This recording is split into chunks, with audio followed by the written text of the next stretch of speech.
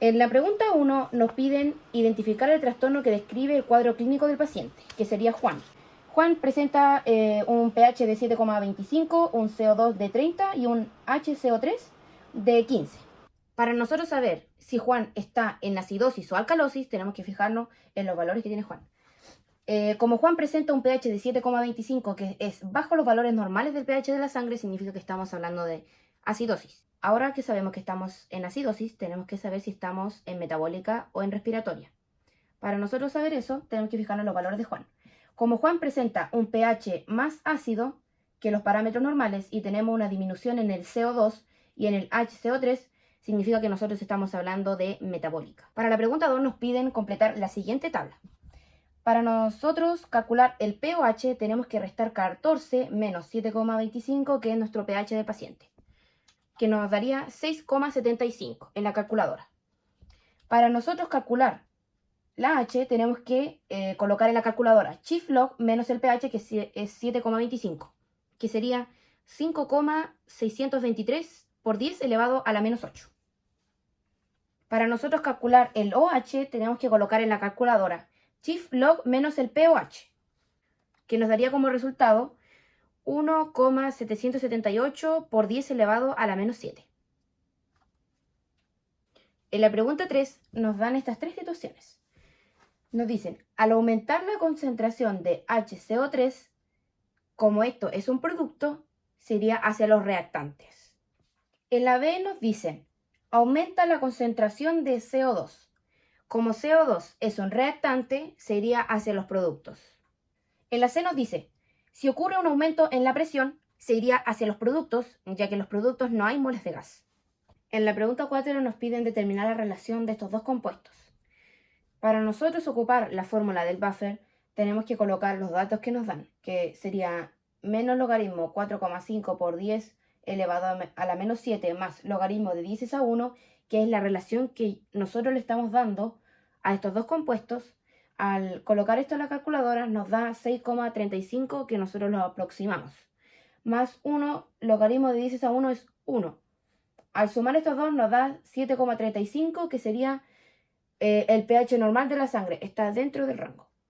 En la pregunta 5 nos dan esta tabla de 10 sustancias, donde nos piden escoger una composición ficticia para mantener el pH de la sangre en rangos normales. El que más se acerca al rango del pH de la sangre es el ácido hipocloroso, que tiene un pH de 7,52. En la pregunta 6 nos piden calcular cuántas calorías consume Juan al día, en la hora de desayuno, en su colación, en su almuerzo, en colación y en su once. Aquí les dejo un ejemplo de cómo calcular cuántas calorías tiene el pan ayuya que consume Juan. Si 100 gramos de pan tiene 296 calorías, 200 gramos de pan tiene 592 calorías.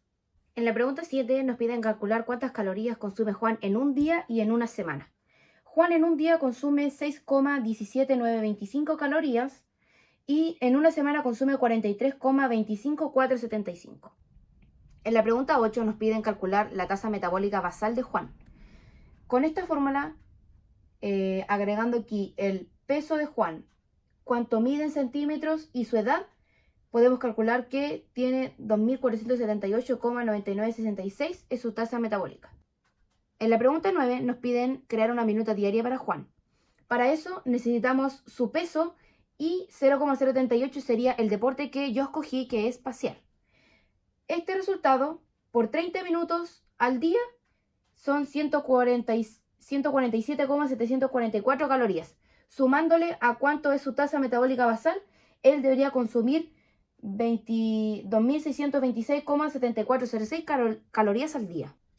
Teniendo en cuenta que en la pregunta 8 calculamos que Juan debería consumir 2,6267 calorías, al crear esta minuta diaria alcanzamos un total de 2,6046 calorías.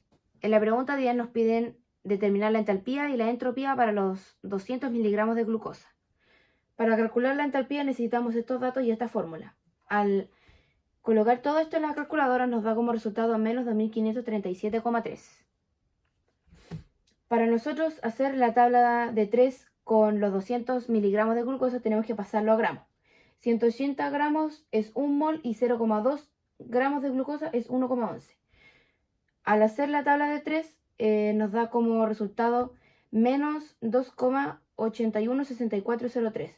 Al ser negativo es exotérmico. Para calcular la entropía necesitamos hacer los mismos pasos que hicimos en la entalpía, cambiando los datos de aquí, la misma fórmula. Al colocar todo esto en la calculadora nos da como resultado 971,7.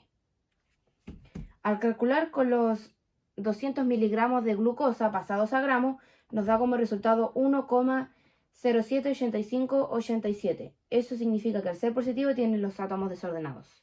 En la pregunta 11 nos pide calcular la energía libre de Gibbs. Para eso necesitamos esta fórmula.